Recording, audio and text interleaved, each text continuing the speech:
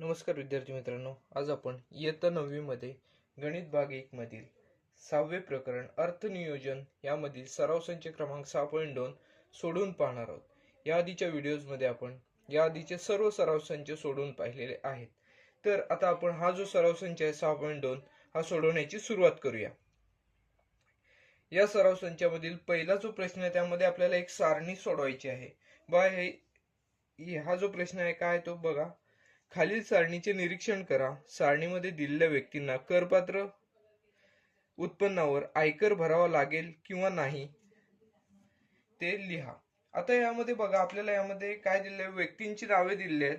त्यानंतर आपल्याला महत्वाची जी बाब आहे ती ह्याच्यामध्ये आपल्याला वये दिलेली आहेत आणि त्यांचे करपात्र उत्पन्न दिलेले आहे. यावरून त्या व्यक्तीला करपात्र उत्पन्नावरून आयकर भरावा लागेल किंवा नाही ह्याचा अभ्यास करायचा आहे आणि हे सोडवायचे आहे.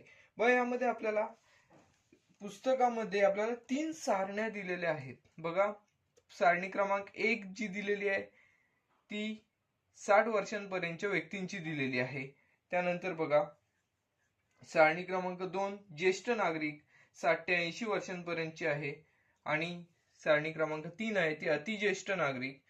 अशा स्वरूपात आपल्याला 3 सारण्या दिलेल्या त्या सारण्यांचा येथे आपल्याला अभ्यास करावा लागणार आहे आणि येथे सोडवावे लागणार आहे. त्या सारणीमध्ये बघा करपात्र रक्कम किती आहे वयोमानानुसार तेथे दिलेले आहे. तर त्या सारणींचा येथे अभ्यास करावा लागणार आहे. व पुस्तकामध्ये पृष्ठ क्रमांक 102 आणि 103 यावर मिळून एकूण 3 सारण्या दिलेल्या आहेत. त्यांचा आपल्याला येथे अभ्यास करावा लागणार आहे आणि ही उदाहरणे सोडवावी लागणार आहेत. आता बघा आपण या सारण्या लक्षात ठेवायला हव्यात. परीक्षेमध्ये उदाहरणे सोडत असताना या सारणीचा आपल्याला येथे अभ्यास करता येणार नाही. त्यामुळे आपण या सारण्या लक्षात ठेवून ही उदाहरणे सोडवायची आहेत. व सुरुवातीला जे उदाहरण दिलेले आहे ते बघा, व्यक्तीचे नाव काय दिलेले आहे ते निकिता हे व्यक्तीचे नाव दिलेले आहे आणि वय जे आहे ते 27 वर्ष आहे. वय जे आहे ते 27 वर्ष आहे. इथे आपल्याला सारणी क्रमांक 1 जे आहे ते सारणी क्रमांक 1 नुसार येथे सोडवायचे आहे. व सारणी क्रमांक 1 मध्ये 60 वर्षांपर्यंतच्या व्यक्तींचा जो आयकर आहे त्याविषयी माहिती दिलेली आहे. बघा येथे आपल्याला करमुक्त उत्पन्न जे आहे ते येथे 2.5 लाखापर्यंतचे उत्पन्न जे आहे ते येथे करमुक्त आहे. बघा सारणी क्रमांक 1 मधील करमुक्त उत्पन्न जे आहे ते 2.5 लाखापर्यंत आहे म्हटल्यावर आपल्याला येथे काय म्हणता येऊ शकते, यांचे उत्पन्न कुमारी निकिताचे उत्पन्न किती आहे तर 2,34,000. 2.5 लाखापर्यंतचे उत्पन्न कर माफ आहे त्यावर. त्यामुळे काय होणार तर 2.5 लाखापेक्षा कमी याचे उत्पन्न असल्यामुळे कुमारी निकिता हिला येथे काय म्हणता येऊ शकते तर कर भरावा लागणार नाही. बघा याचे इथे वय किती आहे तर वय 27 वर्ष आहे आणि तिचे करपात्र उत्पन्न किती आहे 2,34,000 रुपये आहे. करपात्र उत्पन्न किती पेक्षा कमी आहे तर 2,50,000 पेक्षा कमी असल्यामुळे येथे तिला कर भरावा लागणार नाही. बघा आपण हे वाक्य लिहूया. आपल्याला इथे वाक्य लिहावे लागणार आहे. बघा आता इथे लिहिण्याऐवजी आपण पहिले जे आहे ते इथे सोडवण्याची सुरुवात करूया. पहिलं जे विधान आहे ते कुमारी निकिता हिचे वय किती आहे तर 27 वर्षे आहे. कुमारी निकिता हिचे वय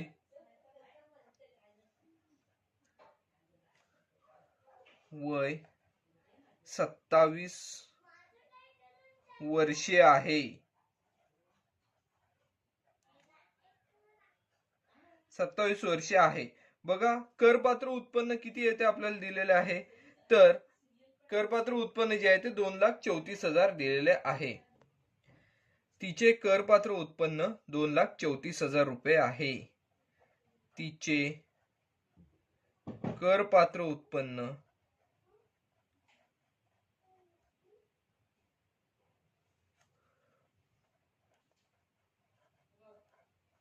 करपात्र उत्पन्न 2,34,000 रुपये आहे. बघा तिचे करपात्र उत्पन्न जे आहे ते 2,34,000 रुपये आहे. आता तिला किती रुपयापर्यंत माफ आहे कर तर येथे बघा 27 वय असल्यामुळे येथे तिला 2.5 लाखापर्यंतचा करपात्र उत्पन्न माफ आहे. बघा तिचा उत्पन्न जे आहे ते 2.5 लाखापेक्षा कमी असल्यामुळे तिचे उत्पन्न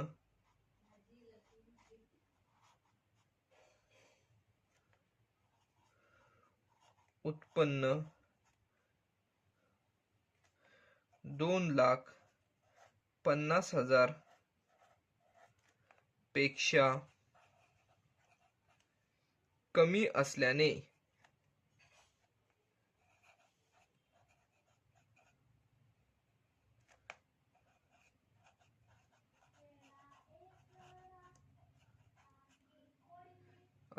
तिला कर भरावा लागणार नाही, तिला आयकर भरावा लागणार नाही, तिला आयकर भरावा लागणार नाही.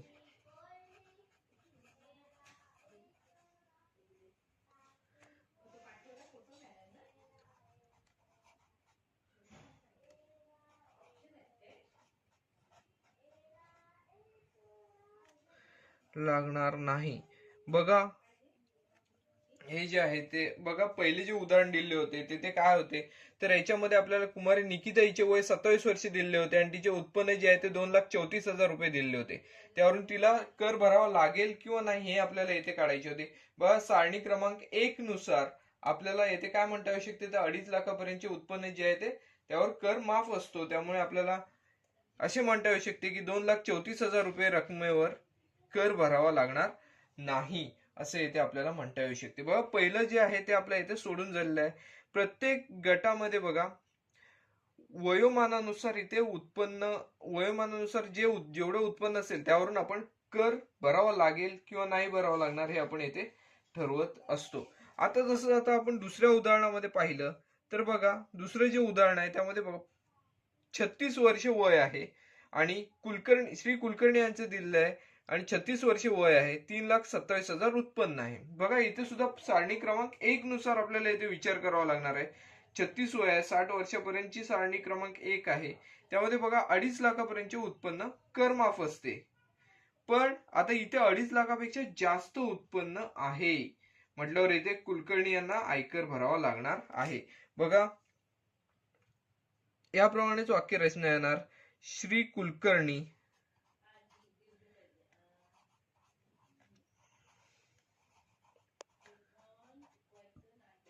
यांचे वय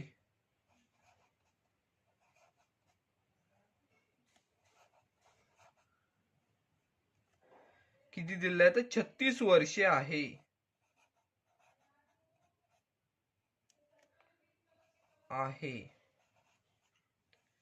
व करपात्र उत्पन्न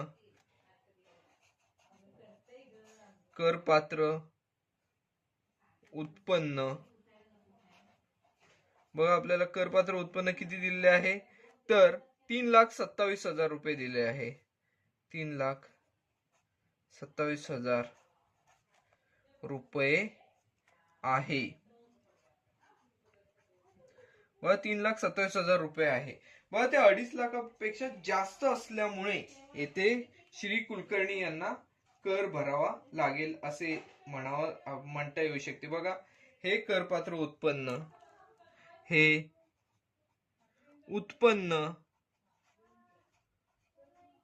2,50,000पेक्षा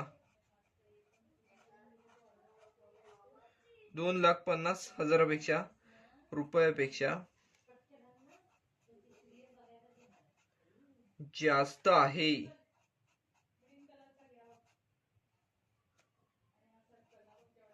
बघा 2,50,000 रुपयांपेक्षा इथे जास्त आहे असं आपल्याला इथे दिसून येते. म्हणून आपल्याला काय म्हणावं लागेल, तर श्री कुलकर्णी यांना आयकर भरावा लागेल. श्री कुलकर्णी यांना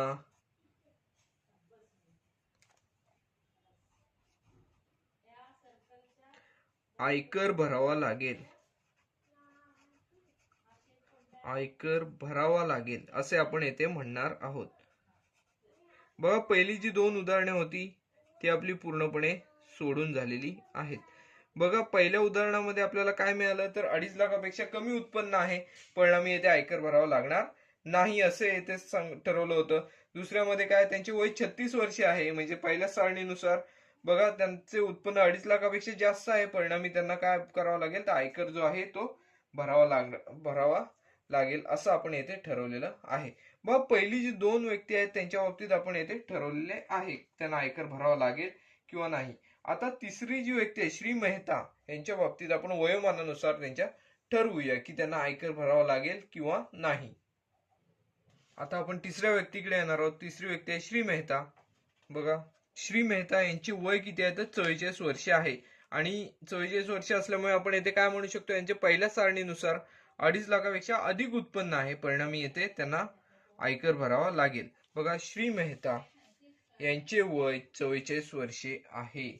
आपण सुरुवातीपासून परत एकदा लिहूया. श्री नाही ते श्रीमती मेहता आहे. श्रीमती मेहता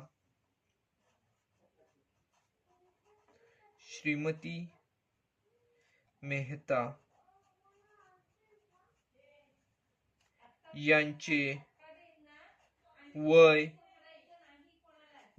44 वर्षे आहे.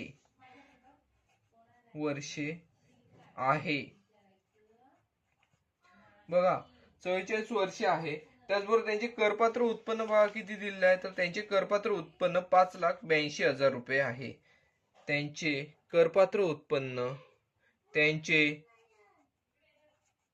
करपात्र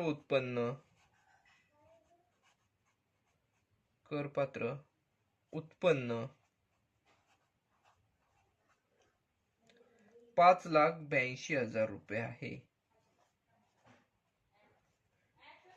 5,82,000 रुपये आहे. बघा 5,82,000 रुपये आहे म्हणजेच काय, तर इथे 2.5 लाखापेक्षा जास्त आहे. 5,82,000 म्हणजे 2.5 लाखापेक्षा जास्त आहे, म्हणून त्यांना काय म्हणावं लागेल, तर त्यांना आयकर भरावा लागेल. हे उत्पन्न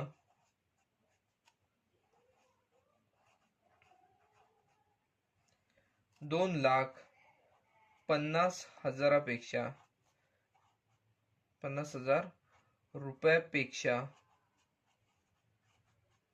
अधिक आहे.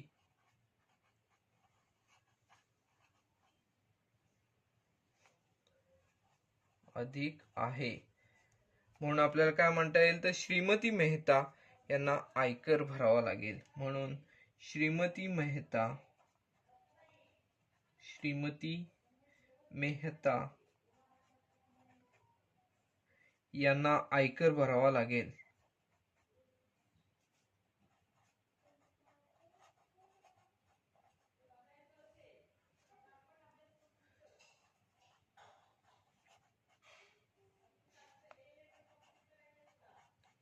बघा श्रीमती मेहता यांना आयकर भरावा लागेल असं आपण येथे ठरवलेलं आहे. बघा यामध्ये आपण काय काय केलेलं आहे, तर महत्वाचं काय आहे, तर येथे जे वयोमान आहे ते महत्वाचं आहे. वयोमानानुसार प्रत्येक सारणीमध्ये 3 सारण्या आहेत, त्या 3 सारण्यांमध्ये वयोमानानुसार इथे ठरवून दिलेले उत्पन्न आहे. त्यामध्ये कितीपर्यंत उत्पन्नाला कर माफ केलेला आहे त्याविषयी माहिती येथे दिलेली आहे. त्यानुसार आपण ही जी उदाहरणे आहेत ती सोडवलेली आहेत. बघा पहिलं जे उदाहरण होतं त्यामध्ये 27 वर्ष असल्यामुळे 2.5 लाखापेक्षा कमी आहे उत्पन्न, त्यामुळे आयकर भरावा लागणार नाही असे आपण येथे ठरवले. दुसऱ्यामध्ये बघा 36 वर्षे म्हणजेच पहिल्या सारणीनुसार 2.5 लाखापर्यंत कर माफ आहे, जास्त उत्पन्न असल्यामुळे आयकर भरावा लागेल. तिसऱ्या उदाहरणामध्ये सुद्धा आपल्याला 44 वय दिलेलं आहे, म्हणजेच पहिल्या सारणीनुसार 2.5 लाखापेक्षा जास्त उत्पन्न असल्यामुळे येथे सुद्धा कर भरावा लागणार आहे असं आपण येथे ठरवलेले आहे.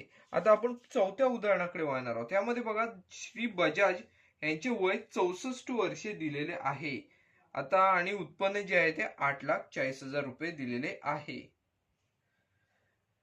वय 64 असल्यामुळे येथे आपल्याला दुसऱ्या सारणीचा वापर करावा लागणार आहे. बघा ज्येष्ठ नागरिक वय 60 ते 80 वर्षांपर्यंतची जी सारणी आहे त्या सारणीचा वापर करावा लागणार आहे. बघा त्या सारणीनुसार आपल्याला असे म्हणता येते की 3 लाखापर्यंतचे जे उत्पन्न आहे ते करमुक्त आहे. 3 लाखापर्यंतचे उत्पन्न करमुक्त आहे, परंतु त्यांचं जर उत्पन्न आपण पाहिलं तर इथे 8,40,000 एवढं आपल्याला उत्पन्न दिसत आहे.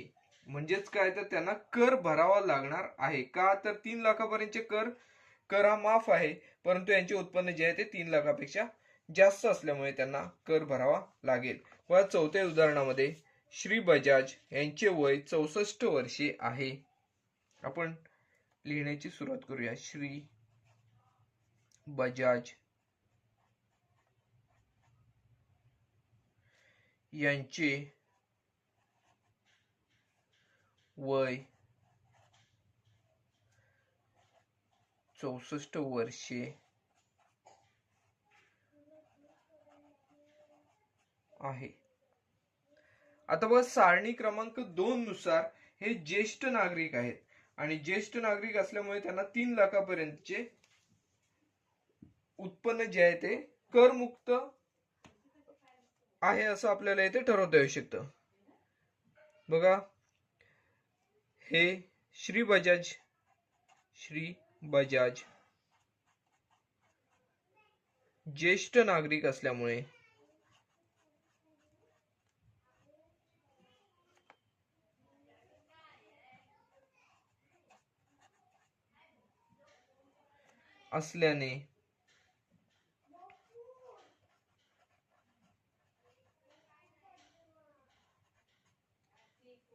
व त्यांचे उत्पन्न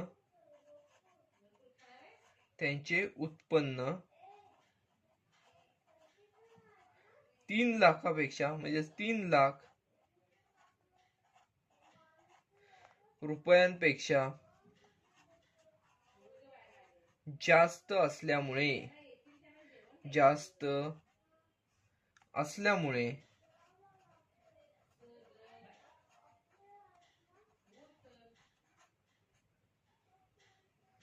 त्यांना आयकर भरावा लागेल.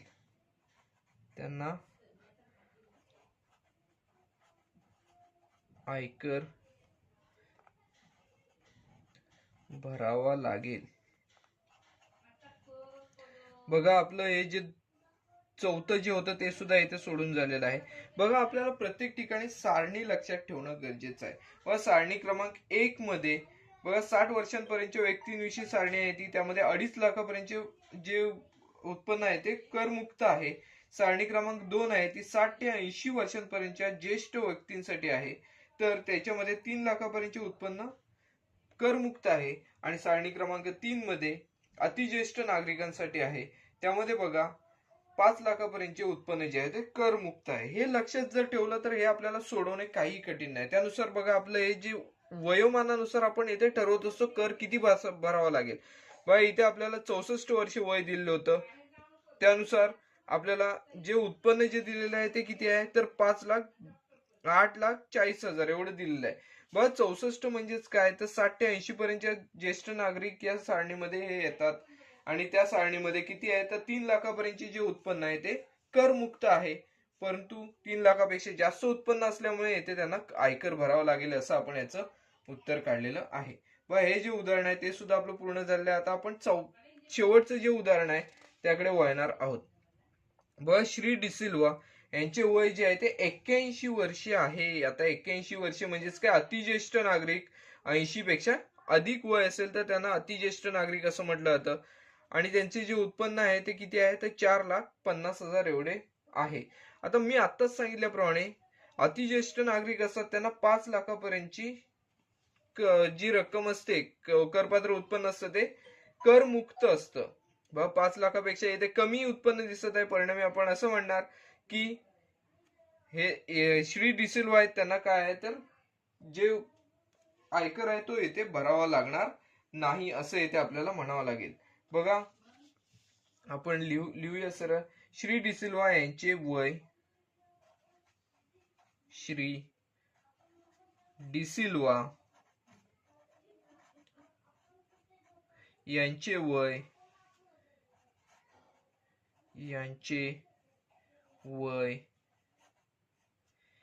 81 वर्षे आहे. बघा, 81 वर्षे आहे म्हणजेच काय तर तिसऱ्या सारणीनुसार ते अतिज्येष्ठ नागरिक आहेत.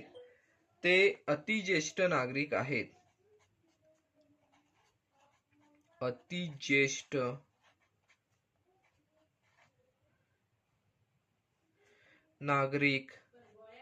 नागरिक आहेत असं आपण यावरून ठरवणार आहोत. बघा, अतिज्येष्ठ नागरिक असतील तर त्यांना 5 लाखापर्यंत उत्पन्न जे असतं ते कर माफ असतं, कर मुक्त असतं. बघा 5 लाखापर्यंत कर मुक्त असल्यामुळे 5 लाखापेक्षा त्यांचं उत्पन्न कसं आहे तर कमी आहे. इथे पाहिलं तर 5 लाखापेक्षा कमी उत्पन्न आहे, परिणामी यांना आयकर भरावा लागणार नाही. बघा आपण ते वाक्य लिहूया. अतिज्येष्ठ नागरिकांना 5 लाखापर्यंतचे उत्पन्न बघा अतिज्येष्ठ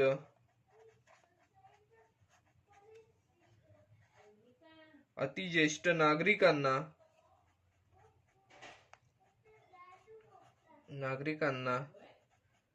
बघा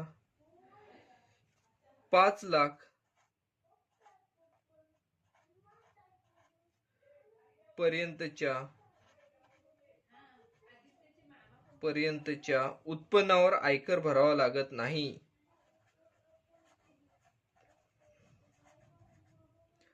उत्पन्नावर आयकर भरावा लागत नाही. आयकर भरावा लागत नाही.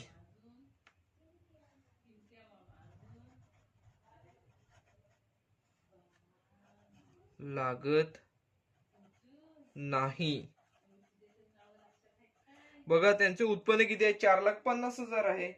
मग त्यांना श्री डिसिल्वा यांना आयकर भरावा लागणार नाही. बघा श्री डिसिल्वा यांचे उत्पन्न श्री डिसिल्वा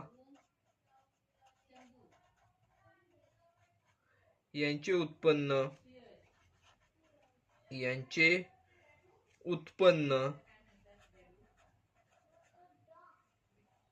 बघा त्यांचे उत्पन्न किती दिलेले आहे तर 4,50,000 रुपये आहे. 4,50,000 रुपये आहे, म्हणून त्यांना आयकर भरावा लागणार नाही.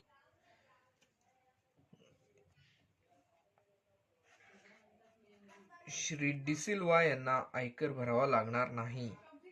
श्री डिसिल्वा यांना आयकर भरावा लागणार नाही. यांना आयकर भरावा लागणार नाही.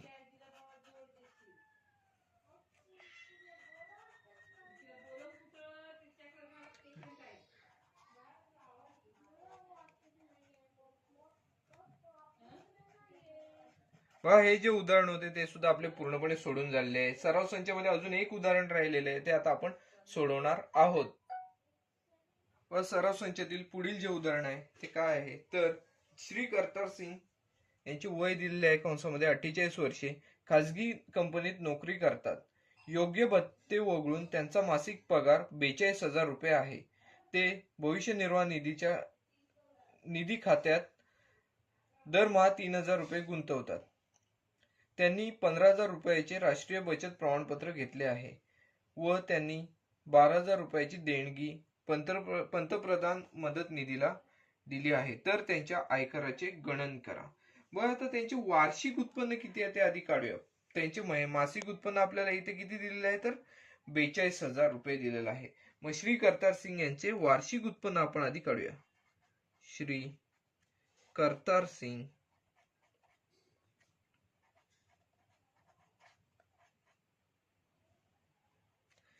यांचे वार्षिक उत्पन्न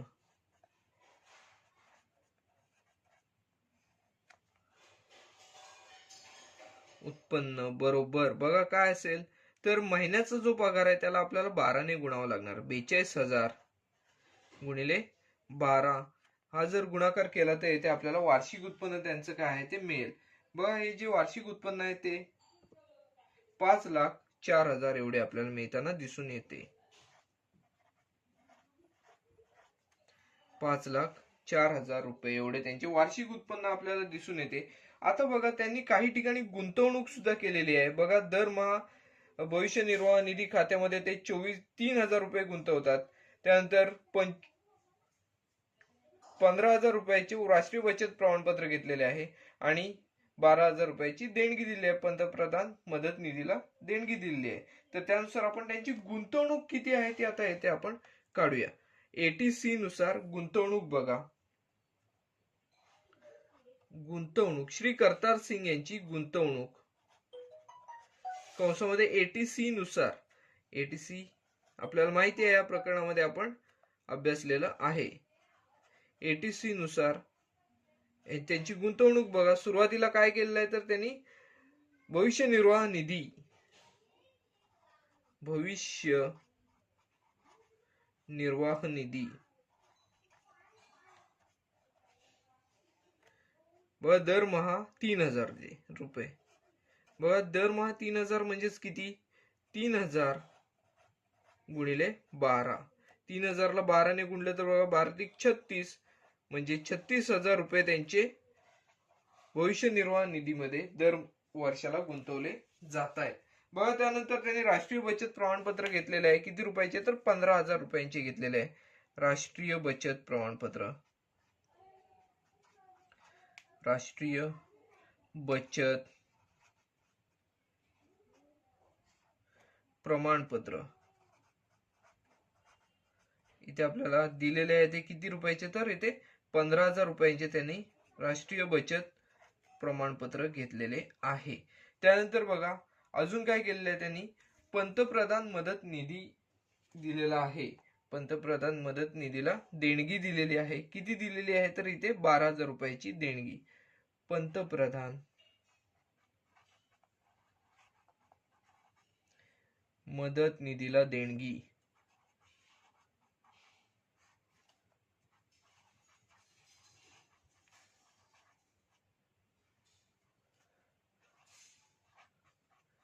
बघा पंतप्रधान मदत निधीला देणगी किती रुपयाची तर येते 12,000 रुपयांची येथे देणगी दिलेली आहे. आता त्यांची एकूण गुंतवणूक आपण किती आहे ती काढणार आहोत. बघा म्हणून एकूण गुंतवणूक बरोबर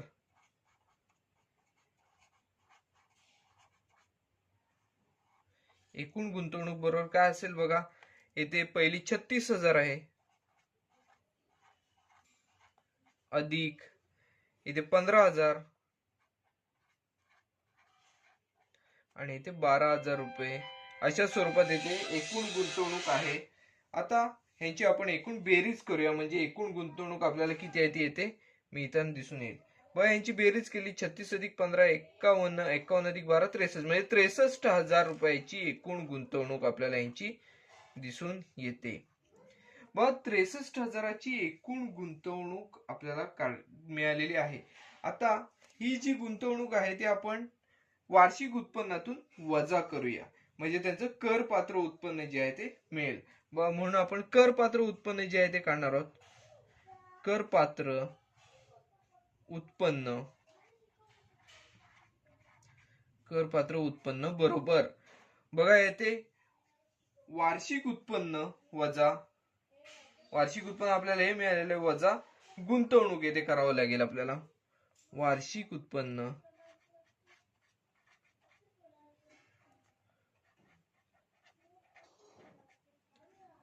वजा गुंतवणूक.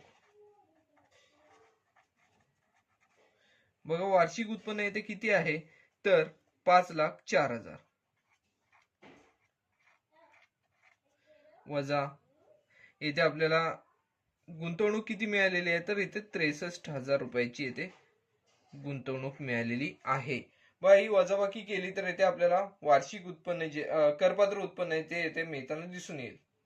मग यांची जर आपण वजाबाकी केली तर आपल्याला इथे वजाबाकी 4,41,000 एवढी मिळताना दिसून येते. 4,41,000 रुपये एवढी दिसून येते. बघा आता आपण काय करणार आहोत तर सुरुवातीला त्यांचे वय किती आहे त्यानुसार वय किती आहे ते बघावं लागणार आहे. इथे त्यांचं वय 48 वर्षे आहे. बस 48 वर्षे आहे म्हटल्यावर पहिल्या सारणीनुसार 60 वर्षापर्यंतच्या व्यक्ती जे आहेत त्या सारणीनुसार त्यांना 2.5 लाखापर्यंतचे जी करपात्र उत्पन्न आहे त्यावर आयकर माफ मिळतो.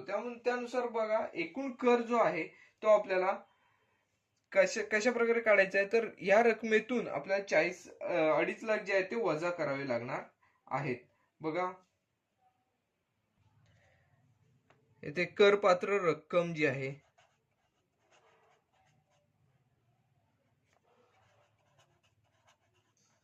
ती बघा काय असणार आहे तर येथे 4,41,000 आहे, हे करपात्र उत्पन्न आहे, वजा 2,50,000ची येथे पहिल्या सारणीनुसार येथे करावर येथे आपल्याला सूट मिळणार आहे. त्यानुसार बघा यांची जर वजाबाकी केली तर आपल्याला यांची वजाबाकी 1,91,000 एवढी मिळताना दिसून येते. 1,91,000 एवढी मिळताना दिसून येते. आता 1,91,000 या रकमेवर त्यांना कर भरावा लागणार आहे. बघा 1,91,000 जी रक्कम आहे, आता या रकमेवर त्यांना 5% त्यांना जो कर आहे तो भरावा लागणार आहे. आयकर जो आहे तो बघा, म्हणून आयकर बरोबर बघा फक्त आयकर नसतो तर शिक्षण कर असतो, त्याचबरोबर उच्च शिक्षण कर सुद्धा असतो, तो सुद्धा आपल्याला याच्यानंतर गणन करावा लागतो. बघा आयकर काय असेल तर या रकमेच्या 5% म्हणजेच 1,91,000 गुणिले 5/100 एवढा आयकर असणार आहे. बघा हे 2 शून्य आपण या 2 शून्यांना कॅन्सल केली तर किती 1,910 गुणिले 5 हा गुणाकार येथे आपल्याला करावा लागेल आणि हा जो गुणाकार आहे तो मिळेल आपल्याला बघा 9,550. आता बघा आपल्याला शिक्षण कर जो आहे तो काढावा लागणार आहे. शिक्षण उपकर जो असतो तो आयकराच्या 2% असतो. बघा एकूण आयकर किती आहे त्याच्या 2% शिक्षण कर असणार आहे, तो आता आपण काढूया. बघा या रकमेवर 2% कर, शिक्षण कर बरोबर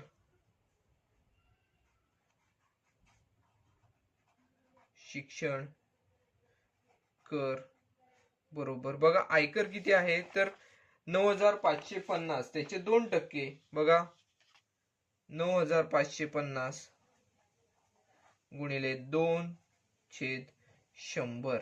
बघा हा जर गुणाकार केला तर इथे आपल्याला किती शिक्षण कर मिळेल 191 रुपये एवढा आपल्याला हा कर मिळताना दिसून येईल. 191 रुपये एवढा कर मिळालेला आहे आपल्याला. त्यानंतर आता उच्च शिक्षण कर जो आहे तो सुद्धा आपल्याला काढावा लागतो, तो मूळ आयकराच्या 1% असतो. वा उच्च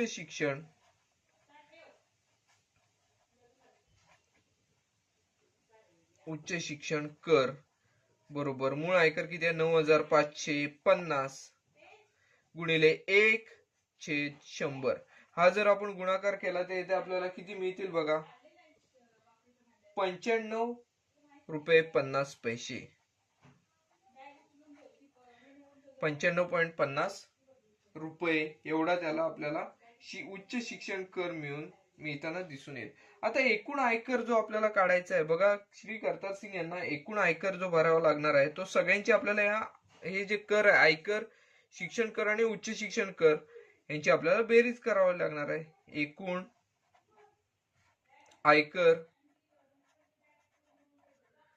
बरोबर बघा किती आपल्याला एकूण आयकर मिळालेला आहे इथे 9,550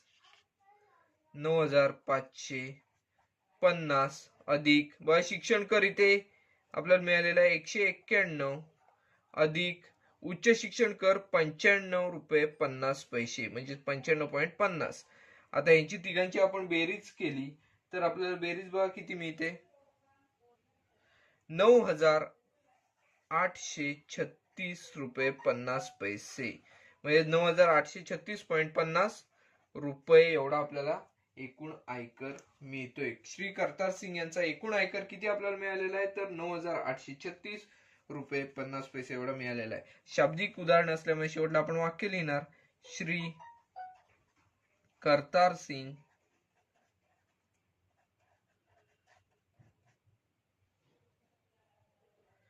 यांना 9,836 रुपये 50 पैसे आयकर भरावा लागेल.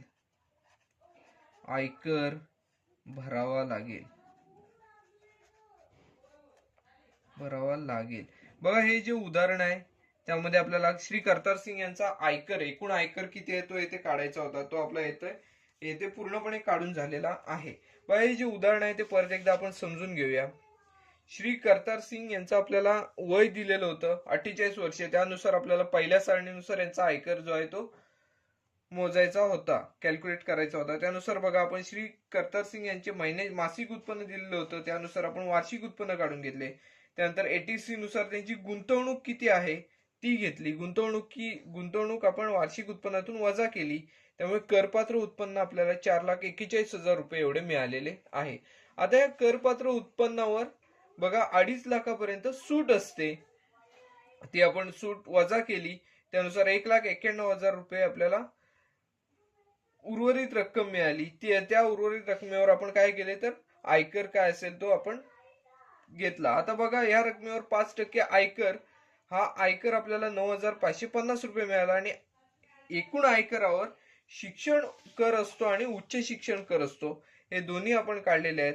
त्यानुसार एकूण आयकर आपण मिळवलेला आहे. मूळ आयकर अधिक शिक्षण कर अधिक उच्च शिक्षण कर यांची बेरीज केल्यानंतर आपल्याला 9,836 रुपये 50 पैसे एवढा यांचा करतार सिंग यांचा आयकर, एकूण आयकर जो आहे तो मिळालेला येथे दिसून येतो. बघा आपला जो सराव संच आहे तो सुद्धा येथे पूर्ण झालेला आहे.